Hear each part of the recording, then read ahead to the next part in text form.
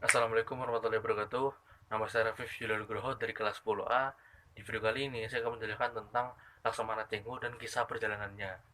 So without any further ado, let's go to the video. Enjoy. Laksamana Cengho berasal dari bangsa Hui yang merupakan salah satu bangsa minoritas Tionghoa. Leluhurnya mula-mula tinggal di Xiyu, kemudian mereka berpindah ke Tiongkok Barat Daya dan menetap di Provinsi Yunnan. Cengho lahir pada tahun 1371 Masehi di desa Hedai, Kabupaten Kunyang, Provinsi Yunnan, Cina. Ayahnya bernama Ma Hazi dan ibunya memiliki marga Wen. Cengho memiliki satu saudara laki-laki dan dua saudara perempuan. Sampo atau Sanpo merupakan nama panggilan lain Cengho dalam dialek Fujian atau Sanbao dalam bahasa Mandarin. Cengho tumbuh melalui beberapa peristiwa seperti jatuhnya dinasti Yuan oleh dinasti Ming yang membuat Cengho remaja dan beberapa anak muda lainnya ditawan dan digebiri oleh tentara Ming. Kemudian Cengho dibawa ke Nanjing untuk dijadikan kasim istana. Di Nanjing, Cengho berbakti kepada putra kaisar dinasti Ming yang bernama Zudi sebagai pesuruh. Memiliki fasilitas yang cukup memadai pada saat itu membuat Cengho memanfaatkan waktunya untuk banyak membaca dan ikut bertarung. Kesetiaannya untuk selalu menemani Zudi dalam segala hal, termasuk bertempur, membuat Cengho dianugerahi pangkat sebagai kepala Kasim. Kemudian pada awal abad ke-15, Kaisar Yongli atau Zudi memerintahkan pelayaran ke Samudra Barat untuk meningkatkan persahabatan antara Tiongkok dan negara-negara asing. Akhirnya Cengho yang dipilih Kaisar untuk menjadi laksamana dalam pelayaran ke Samudra Barat. Pada 1505, Laksamana Cengho dan armadanya pun mulai berlayar mengarungi samudra. Rute yang mereka lalui dimulai dari Laut Cina Selatan, Selat Malaka, Samudra Indonesia, Teluk Persia, Laut Merah, hingga mencapai kawasan Tandu Afrika. Ekspedisi yang memakan waktu selama 28 tahun ini menghasilkan 7 pelayaran. 6 diantaranya berlangsung pada era Kaisar Yongli, sedangkan pelayaran terakhir dilakukan pada masa Kaisar Suwande. Sejak 1405 hingga 1433, Cengho dengan misi tersebut sudah 7 kali berlayar ke Samudra India melalui jalur sutra atau Silk Road, termasuk ke Nusantara. Dia berkunjung ke Pulau Kalimantan, Jawa, hingga Sumatera.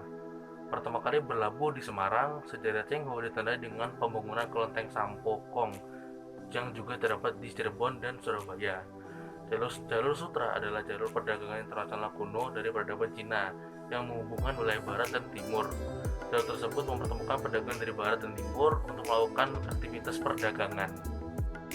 Jalur sutra laut yang digariskan pada peta perjalanan kabarnya menempatkan Palembang berposisi yang mau tak mau harus dilalui dan bahkan dikunjungi. Kedatangannya ke Palembang bukan sebuah kebetulan. Dahulu, Palembang diperkirakan sebagai basis dari pemerintahan Kerajaan Sriwijaya yang masih memiliki keterkaitan kekuasaan dari Kerajaan Majapahit di Jawa Timur. Sebelum mendatangi Palembang, Cengho, seorang admiral yang diutus oleh Kaisar Ming III, Chengsu yang bergelar Yonglo dan beragama Islam, mengadakan misi silaturahmi dan kenegaraan dengan Majapahit. Tak heran, kedatangannya disambut gembira dan mendapatkan penerimaan yang kondusif bagi penyebaran agama Islam oleh Tionghoa di Indonesia. Berdirilah musala-musala yang yakini sudah lebih banyak dijadikan masjid besar, dan tak ada lagi nama Cengho disematkan sebagai pengingat bahwa jasanya bagi Islam di Nusantara teroleh selamanya.